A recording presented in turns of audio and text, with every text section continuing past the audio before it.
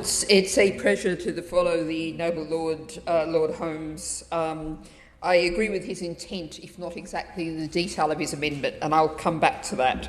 But it's also a great pleasure to take part in this group so ably introduced by the noble Lady Baroness Jones, and with the powerful arguments presented by the noble Lady Baroness Hayman, who, as at second reading, much of what she said about right to repair is exactly what I would have said, so I won't say it again. I'll just cross-reference to her speech, as I did indeed at second reading on the very same subject.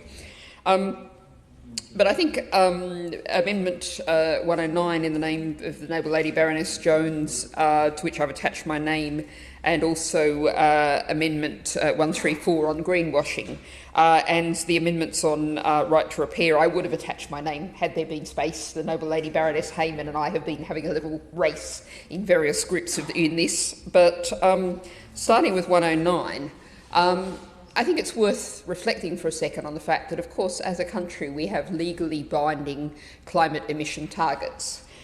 We have, overseeing that, the Committee on Climate Change, even though it has now been 18 months still waiting for a new chair, and repute suggests that there's at least 2 members of your Lordship's House who are in the line for that, and also waiting to find out what their fate might be. And its chief executive has just stood down.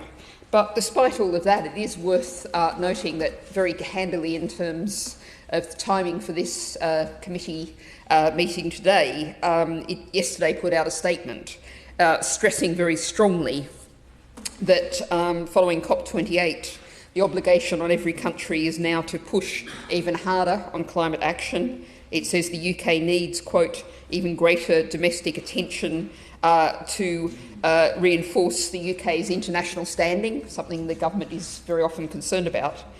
And I think very crucially it notes that there is a significant delivery gap to the UK's nationally determined contributions to reduce emissions by 68% by 2030.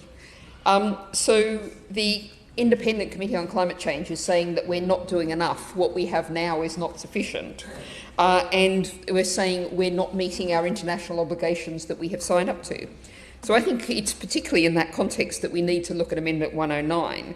And I think this is actually potentially a hugely powerful amendment.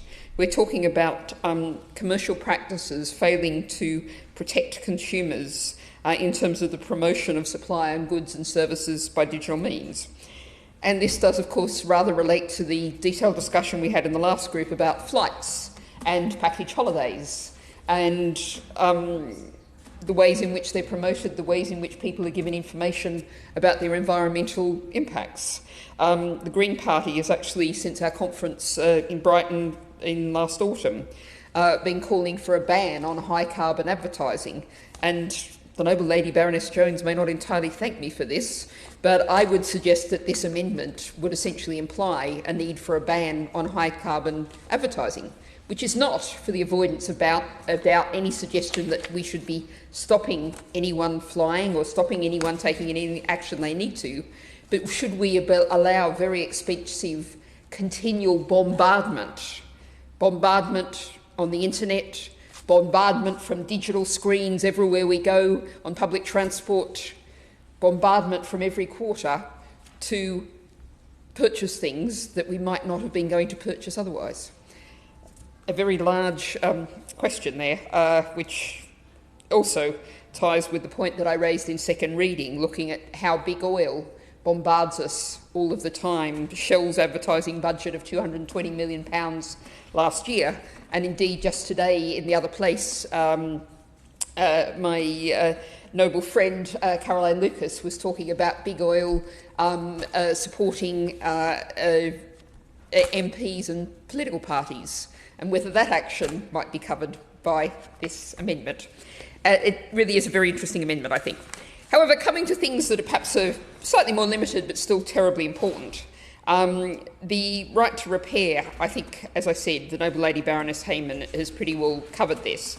But I think it's worth picking up on points why I agree with the intent of the noble Lord Holmes, but not perhaps the detail of 201, which is that rather than a competition over with the quality of the ability to repair a product. There should be a basic standard, which is what the Noble Lady Baroness Hayman's amendment set out, that there should not be any products being sold that cannot be repaired. And this, I think, in the context we're talking about here, is particularly important, as our regulations don't currently cover, as regulations in other parts of the world do, things like mobile phones and computers, laptops, etc. So we really need to see the coverage of those. Where I think what the Noble Lord Holmes of Richmond is suggesting would be very interesting is what his amendment made me think of is we should actually think about having a label for durability of products. The planned obsolescence is literally costing us the planet.